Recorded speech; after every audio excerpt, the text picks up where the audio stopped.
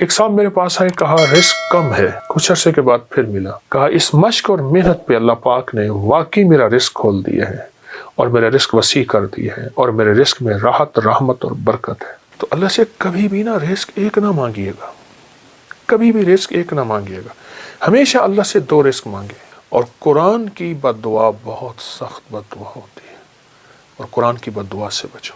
ہمیں دنیا کی کائنات کے خزانے مل گئے، رزق روحانی نہ ملا، ہم کنگلے ہیں، ہم یتیم ہیں، ہم مسکین ہیں، ہم مفلس ہیں، ہم در بدر ہیں، ہم فٹ پاتیے ہیں، ہمارے پاس کچھ نہیں ہے، اور ہمیں رزق روحانی مل گیا تو انشاءاللہ ہم کامیاب ہیں۔ فرمایا جو بندہ اللہ کی رضا کے لیے اپنی آنکھوں کو بھوکا رکھے، یعنی اللہ نے جہاں کہا وہاں دیکھے، کانوں کو بھوکا رکھے، اللہ نے جو سننے کے لیے نہیں دیا نہ سنے، اپنے پیٹ کو بھوکا رکھے یعنی روزہ رکھے، اپنے قدموں کو بھوکا رکھے، اپنے ہاتھوں کو بھوکا رکھے، اپنے جذبوں کو بھوکا رکھے، ہاں جذبوں کو بھوکا رکھے، اندر کی طلب، اندر کے جذبے، اندر کے ولولے، اندر کی سوچ، اندر کی کیفیتیں کیا ہیں، اپنے جذبوں کو بھوکا رکھے، اپنے کانوں آنکھوں کو بھوکا رکھے، اپنے پیٹ کو بھوکا رکھے۔ میں اللہ پاک خوش ہو کے کہتے ہیں میرے بندے، میں تیری نسلوں کو فقر سے بچاؤں گا، غربت سے بچاؤں گا، تنگ دستی سے بچاؤں گا۔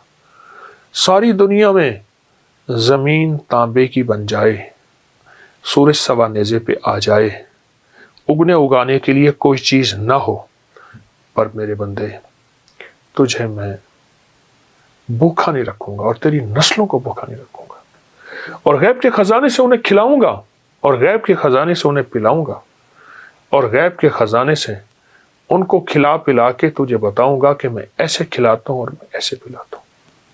میں آپ کو ایک عجیب واقعہ سناؤں۔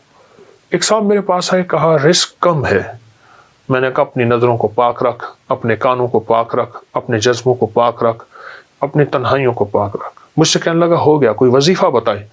میں نے کہا یہ بہت بڑا وظیفہ ہے، اور اس میں مشق کرنی پڑتی ہے، اور اس میں محنت کرنی پڑتی ہے، اس میں بہت سارا کچھ جو ہے وہ نچھاور کرنا پڑتا ہے، اور بہت سی چیزیں چھوڑنی پڑتی ہیں اس ایک چیز کو حاصل کرنے کے لیے۔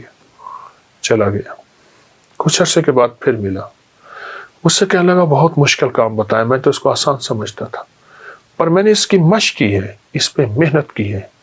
تو میں نے اس پہ ملا کیا، کہا اس مشق اور محنت پہ اللہ پاک نے واقعی میرا رزق کھول دیا ہے اور میرا رزق وسیع کر دیا ہے اور میرے رزق میں راحت، رحمت اور برکت ہے۔ یہ کمال چیز ہے اور زبردست چیز ہے۔ اپنے جذبوں کو، اپنی تنہائیوں کو، اپنے وجدان کیفیات کو پاک کریں گے انشاءاللہ، نظروں کو صاف پاک کر کے اللہ سے رزق کی وسعت مانگیں گے اور رزق کی برکت مانگیں گے اور عافیت مانگیں گے، تو انشاءاللہ ہم دنیا میں بھی کامیاب ہوں گے اور آخرت میں بھی کامیاب ہوں گے۔ ہماری دنیا بھی کامیاب ہوگی، ہماری آخرت بھی کامیاب ہوگی، اور ایسی کامیابی ہوگی جس کو کوئی دنیا کی طاقت ناکام نہیں کر سکتی، جس کو اللہ کامیاب کرنا چاہے۔ اللہ سے دو رزق مانگنے ہیں، اے اللہ رزق روحانی بھی عطا فرما، رزق جسمانی بھی عطا فرما۔ لیکن مجھے دسترخوان مولا وسیع چاہیے، آقا وسیع چاہیے، کریم وسیع چاہیے۔ رزق روحانی کیا ہے؟ رزق جسمانی تو وافر مقدار میں ہمیں مل چکا ہے، رزق روحانی کیا ہے؟ یہ تسبیح، یہ ذکر، یہ اعمال، یہ تلاوت، یہ گناہوں سے بچنا، اس کی نافرمانی سے بچنا، کملی والے پہ درود و سلام، اور حضور کے آل و اصحاب سے محبت، یہ اولیاء کا ادب، یہ سارا رزق روحانی ہے۔ اللہ سے دونوں رزق مانگنے ہیں، رزق جسمانی بھی اور رزق روحانی بھی، اللہ سے دونوں مانگنے ہیں۔ دونوں رزق اللہ کے خزانوں سے لینے ہیں ہم نے، اور اللہ کے خزانوں سے دونوں رزق انشاءاللہ ملیں گے۔ عمر رضی اللہ تعالی عنہ کا ایک فرمان بتاؤں۔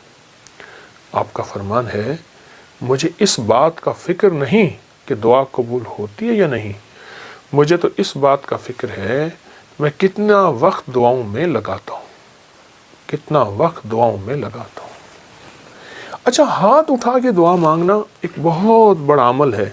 کچھ دعائیں ایسی ہوتی ہیں جو اللہ اور بندے کے درمیان ہیں، اور وہ دل کے اندر سے نکل رہی ہوتی ہیں، اور دل کی گہرائیوں سے نکل رہی ہوتی ہیں، وہ اندر کی کیفیتوں سے نکل رہی ہوتی ہیں، وہ اندر کے وجدان سے نکل رہی ہوتی ہیں۔ کچھ دعائیں ایسی ہوتی ہیں، کچھ دعائیں ایسی ہوتی ہیں، ہاں وہ دعائیں مانگیں، وہ دعائیں اللہ کے خزانوں سے ہم لینے والے بن جائیں۔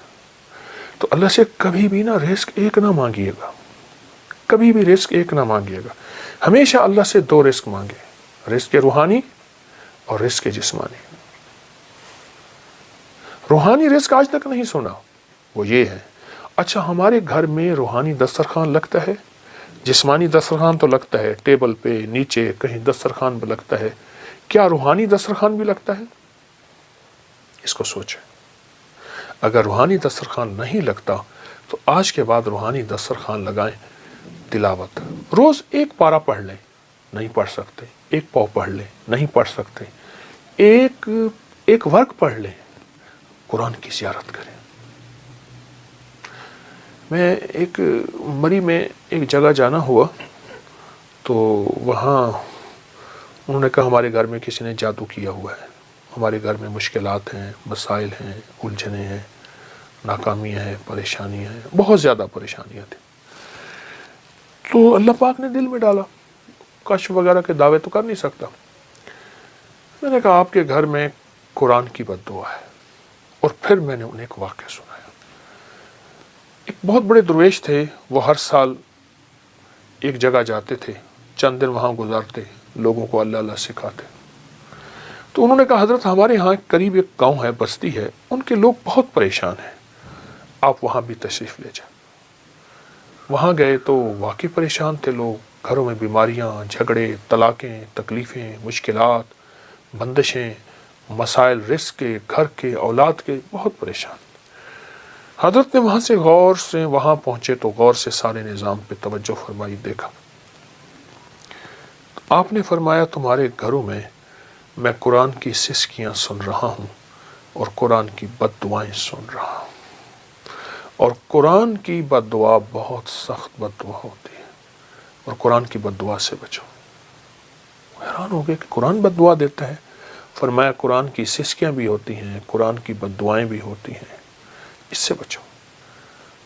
ان پڑھ ہو، نہیں پڑھ سکتے، قرآن پاک اٹھاؤ، چومو، اور باوضو، اور اس کی ہر سطر پہ پہلا کلمہ پڑھتے جاؤ، ہر سطر پہ پہلا کلمہ پڑھتے جاؤ۔ اور اگر پڑھے ہوئے ہو، ایک پارہ پڑھ لو، آدھا پارہ پڑھ لو، ایک پاؤ پڑھ لو، تھوڑا پڑھ لو، زیادہ پڑھ لو۔ میری درخواست یہ ہے، اللہ سے رزق روحانی منوائیں، اللہ میری نسلوں کے لیے رزق روحانی عطا فرما۔ ہمیں دنیا کی کائنات کے خزانے مل گئے، رزق روحانی نہ ملا، ہم کنگلے ہیں، ہم یتیم ہیں، ہم مسکین ہیں، ہم مفلس ہیں، ہم در بدر ہیں، ہم فٹ پاتیے ہیں، ہمارے پاس کچھ نہیں ہے، اور ہمیں رزق روحانی مل گیا تو انشاءاللہ ہم کامیاب ہیں۔